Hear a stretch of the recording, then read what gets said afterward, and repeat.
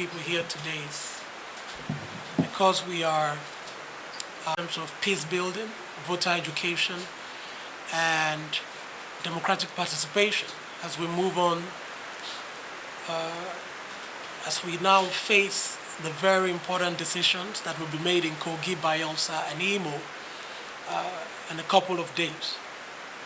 With our partners, the Nigerian Youth Future Fund, LEAP Africa, Makato Foundation, and Ford Foundation, as well as, of course, the media, we will be stating some of the data that we have, even as we prepare to launch our operation in these 3 states. So that aside, I'm just going to read.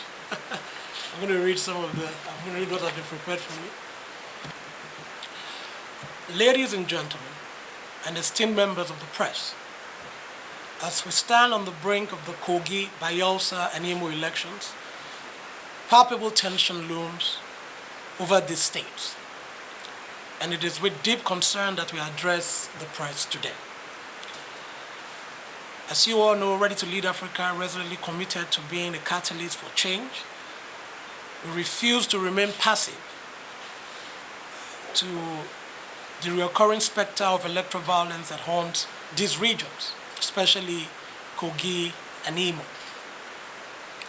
Our unwavering dedication to forging a peaceful and democratic society compels us to confront these pressing issues head-on. Recent research and the work we've commissioned across the state unearthed sobering statistics that warrant immediate attention. In both Kogi and Bayelsa, we have borne witness to a distressing surge in electoral violence incidents, leading to 10 tragic fatalities and 129 cases of violence.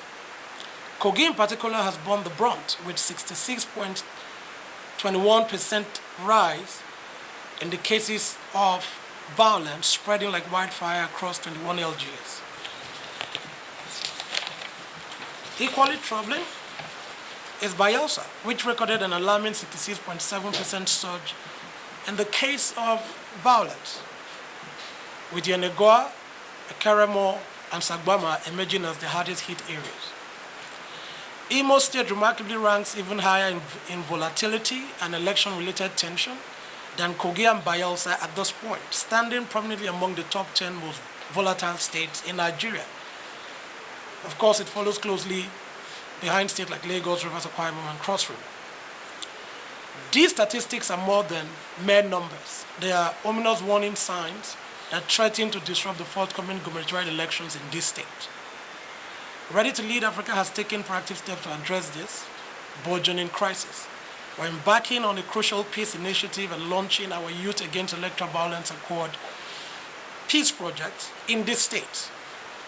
Our foremost objective is to amplify the clarion call for peace and to implore all candidates to pledge their unwavering commitment to nurturing a peaceful electoral environment.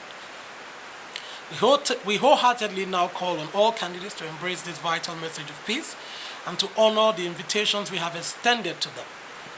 In the coming days, we will conduct a momentous signing ceremony of the Youth-Led Peace Accord, YEIVA, Youth Against Electoral Violence Accord, wherein candidates from across the different political spectrum will come together in their respective state capital to make this solemn commitment, as well as youth groups, youth leaders, because we now know that those who perpetrate violence are not the candidates themselves, but they are young people who are manipulated and given some level of stipend to cause this mayhem. So we're no longer just talking to the candidates, but we're talking to youth groups, traditional rulers. Everybody is coming on to sign for peace this time around. Together we can turn the tide of electoral violence and pave the way for a future where democracy thrives, unmarred by the shadows of violence and discord. Ready to Lead Africa remains steadfast in our dedication to building a peaceful and prosperous society for all. And I want to say thank you. But before I, ask Frank to call on the press for any questions, I want to solemnly now call on every gubernatorial candidate in both Kogi, Imo, and Bayelsa. Your Excellencies, this is a clarion call. We are appealing to you to say these invitations have been extended to you. We have been signing the Youth-led Peace Accord since 2019, and with considerable amount of progress. And Kogi, Bayelsa, and Imo will not be a different story. We will be in the states. We will be following the results. We will be keeping tab on peace. And we're also going to be working with the police, the military, and everyone to ensure that voters are not intimidated, that voters are not threatened, and that those who have made a commitment to the democratic process in Nigeria must be allowed to do so within a peaceful framework. So today, on behalf of Ready to Lead Africa, our partners, the Nigerian Youth Future Fund, we are calling on all the candidates, anyone that have put down their name to run for office, you will sign the peace accord, the one led by young people, to show your commitment to youth and the development of your state. One of the things I think a lot of us maybe should know, for those who don't know yet, is that Ready to Lead Africa has the organization, and we have the Ready to Lead Africa movement that is established across the 36 states and the FCT. The data that we've gathered and shared with you today are data that came from the state chapters, our state leaders who are already working in those states. So as we speak, we're not just in Abuja talking about these issues. We're getting real-time data, real-time reports from our state chapters in Kogi, Bayelsa, and Imo. In the case of 129 cases of violence, these are not numbers that we manufacture. These are things that have been happening because our people are monitoring campaigns, rallies, and political discourse happening in these states. Especially with the issue of the level of surge and increase. It is benchmarked on what was before and what we're currently witnessing, based off on the reports that we're getting from the ground. So we're not just in Abuja dishing out these reports, but these are reports that came in from our state chapters based off on the work that our state leaders are doing. Okay, so this is 2023. 2023, yes, 2023. And this is leading up until, I think, so we're calling this press conference now, but the work to do YEVA in these 3 states have been on for the last 2 months. So we're just getting to the point now where we're doing the press conference because we have data and the elections are just a couple of weeks away. So that is why we're able to share this data with you. You asked the question, what modalities are we using?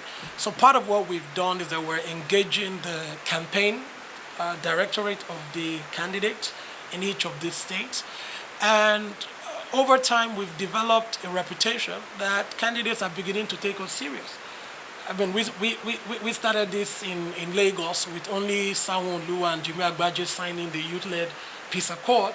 And then we moved on to having the entire candidates sign it in 2021 in Anambra, as well as 2020 in Edo, where Obaseki and Isaiamu signed, and we were in Ondo State, where we, worked with the Kuka Center, and we were able to get our message through to KT and I'm trying to remember their names now. The PDP guy and yes. Yitayo also signed, the PDP candidate also signed the peace accord in Ondo. So it's, and then for the 2023 general elections, we didn't get the kind of turnout we wanted because as at that time it was clashing with a lot of the campaigns that the candidates were having. So now what we've done is that we're implementing this a lot earlier compared to the presidential campaign. I think there was another question about, there was a last question. Modalities for youth, right? Yes, like I said, we're engaging traditional rulers and talking to youth groups already to ensure that they are mobilized. And one thing we must say is that this whole work is not only about the peace accord. It's also about voter education. It's also about the Nigeria we want document that we'll be presenting to the candidates as well, which will be infused into their plans as they run and even when they get into office. And part of the things we're also doing with this work is that we're also following the results. So technically, we're opening our situation room already. The situation room will be observing and reporting real-time data from Abuja, because we have now been accredited by INEC to observe the Kogi, Bayelsa, and Imo elections. So what it means is that through our app, the Follow the Result app, and the Power BI that will be developed by our partners, Data Leader Africa, we will be reporting incidences from Kogi, Bayelsa, and Imo in real time, tracking the violence using GPS tracker to know exactly where the things, are happening. So it's a multi-pronged approach that we're employing. We will be pursuing peace. We will be talking about policy implementation. We'll be talking about election results, because we're working together with not just the media, but also INEC and other partners in the process. In terms of the democratic process, I want to believe you're talking about Natasha Akboke. Akboti, yes, I'm sorry. Part of what we've done and part of our mandate, usually these are like very specific rights violation issues, and we have a partner organization, SERAP, that's taking some of these issues headlong, especially with the legal angle of it. We have the human rights CSOs that are working strictly on human rights issues, that are managing those issues. But for us, it's to report those issues as we have them and have the media expand on some of our findings. But we try not to delve into the very specifics, and we can't pursue those issues because that's not part of our core mandate at the moment. But definitely there are issues that we're looking at. And I'll say this to you, that we have a new initiative called She Can Serve, right? And that is focused on women and their capacity to serve in different aspects of society, both in business, in leadership, and in politics. So with time, we will commission major inquiries and policy blueprints and data specifically focused on what women are doing. But I know that I can also direct you to Elector. Elector has a lot of details and data with regards to those sort of incidents, and I believe they can be a very important resource